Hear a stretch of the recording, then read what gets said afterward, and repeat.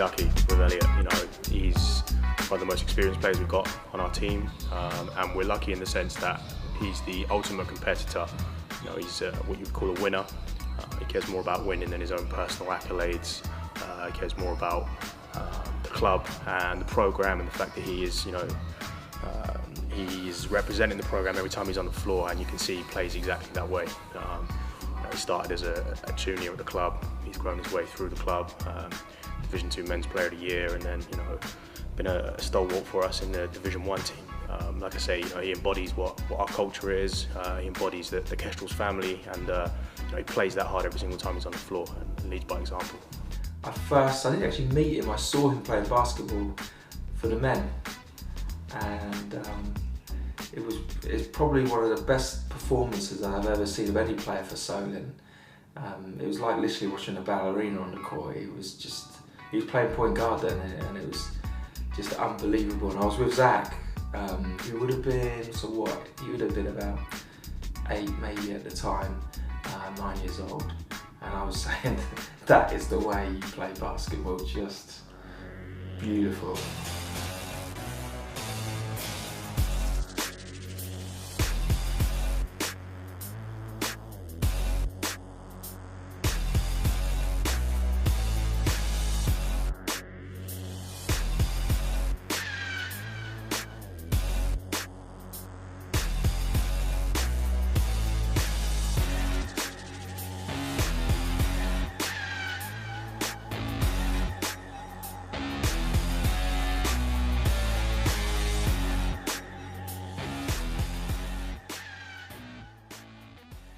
My name is Elliot Dadds, and I play for Team Solent Kestrels basketball Division 1 team, captain of that team, and I also work at Brockenhurst College. It's a privilege to be captain. Obviously, the guys make it easier for me, but yeah, it's an awesome privilege. Just being able to look in the crowd last year, and I'm seeing guys that I used to play with and stuff like that, and it's it's just sort of, you feel sort of, you know, lucky that you're there on the court, still playing, you're able to be captain sort of thing. I'm not the most athletic, don't have the greatest attributes in sort of any category really. I just always try and outwork sort of my opponent, and on the defensive end, I just pride myself on stopping whoever I'm guarding.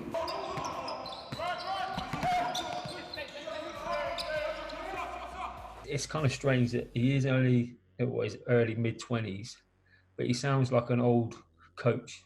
Like his philosophies of no nonsense. He don't have any laziness at practice. You know, he says stuff that you'd expect someone in their 30s, 40s, an old coach quote that you heard when you were in your, you know, back in the day that he's using. Been playing a leadership role for us for a long time, and I think the best thing about having Elliot in our men's team is it actually gives our junior players something to look up to. You know, they can see he's come from being in a primary school, being just found in a local session, to playing for our junior program, winning a national championship with our junior program with head coach Bev Guymon, and he's been able to grow his way through the club, and you know, he's now at the very top. I think that's probably as nice a story as it gets when you look at the progression through our player pathway, and all our juniors, you know, are able to look up to that and aspire to be that. So, you know, as I say, Elliot embodies what the Kestrels family is. I love it, you know, especially just being a part of this club for so long. You know, you see kids grow up from, you know, under 11s all the way up to men now, and they're, you know, going off and doing their own thing. Some are playing basketball, some are just, you know, living life, working.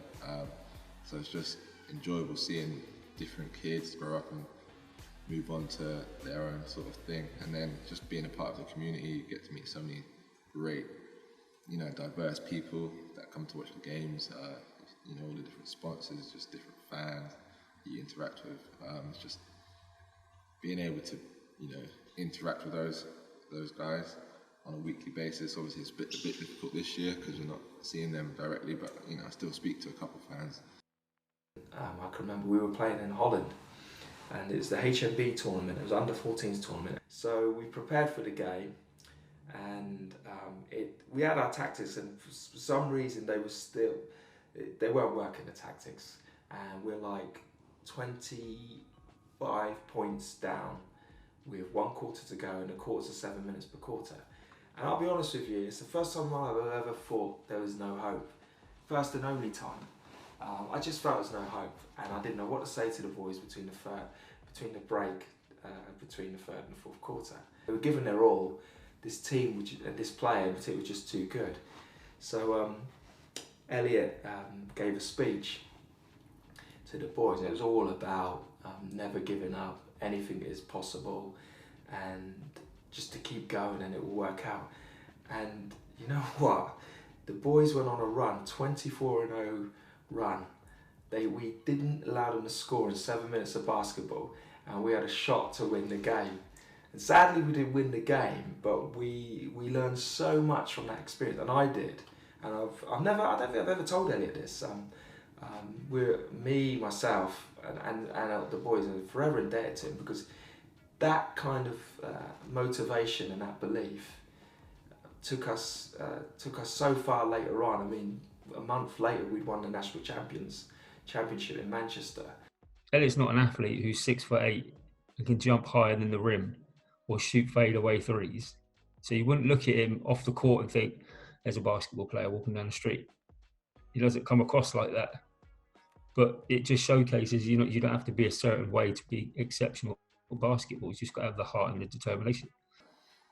Yeah, I'd definitely be around the game in terms of coaching. I've always, when I can, enjoyed giving back to the community, to the club. Coaching, whatever team it is, if a coach needs someone's help at a session, I'd jump straight there. Awesome, I've seen kids like Zach and Rory. I saw them when they were literally under 11 and barely hold a size 7 basketball. And now they're under 18s and they, could be probably playing minutes on our team. Guys like Steve, it's just awesome to see kids like that. And I see them. Me and Chris would both say the same thing. We see them playing at a higher level than what we're playing at right now. That's always the goal. We want these kids to aim for Europe or higher level, and it's obviously it'd be awesome. They didn't choose that and they came back and played for the club too. But yeah, those kids are special and they've put in the work. We've seen them work hard for years on end, and you just see the development from under 11s, under 10s to where they're at now, and it's just amazing to sort of see that progression and be a part of it. And he is forever, trying to pick my brains and work alongside myself to develop his coaching. And I think he will make a very good coach in time.